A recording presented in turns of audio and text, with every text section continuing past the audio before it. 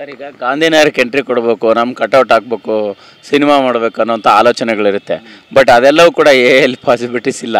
So ಹಾಗೆ ಈಗ ನೀವೊಂದು ಟೀಸರಲ್ಲಿ ಹೇಳಿದ್ರಿ ಸೂಕ್ಷ್ಮವಾಗಿ, ಅಂದರೆ ಹೀರೋಗಳು ಕಾಲ್ ಶೀಟ್ ಸಿಗಲ್ಲ, 4 ವರ್ಷಕ್ಕೊಂದ್ಸರಿ ಸಿನಿಮಾ ಮಾಡ್ತಾರೆ. ಸೊ ಹಾಗಾಗಿ ಸಿನಿಮಾ ಮಾಡಿಬಿಡೋಣ ಅನ್ನೋವಂಥದ್ದು ಈಗಿನ ಪರಿಸ್ಥಿತಿಗೆಲ್ಲ ಒಂದು ರೀತಿ ಕ್ಲೂ ಕೊಟ್ರೆ ಹೆಂಗೆ ಅಂತ. ಹಂಗೇನಿಲ್ಲ, ಏನಿಂದ ಏನು ಮಾರ್ಕ್ ಏನಿಲ್ಲ ಯಾರಿಗೂ.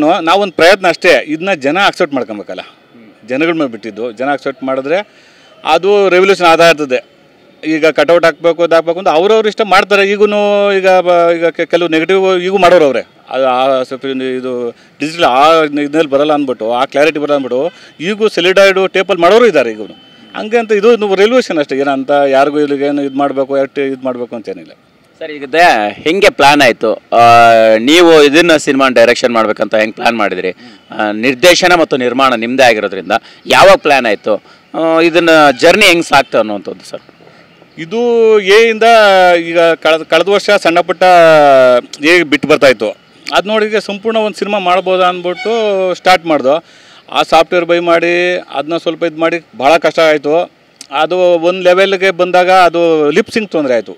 ಆಮೇಲೆ ಆ ಕ್ಲಾರಿಟಿ ಬರ್ತಾಯಿಲ್ಲ. ಈಗ ಒಂದು ಹೀರೋ ಬಂದ ಅಂದರೆ ನೆಕ್ಸ್ಟ್ ಸೀನ್ಗೆ ಹೋದೆ ಇವನೇನ ಅನಿಸ್ಬಿಡೋದು, ಅಷ್ಟೊಂದು ಇದಿತ್ತು. ಆಮೇಲೆ ಕಣ್ಣು ಒಳಗೆ ಬ್ರೈಟ್ನೆಸ್ಸು, ಹಿಂದೆ ಕ್ಲಾರಿಟಿ ಎಲ್ಲ ಸ್ವಲ್ಪ ತೊಂದರೆ ಆಯಿತು.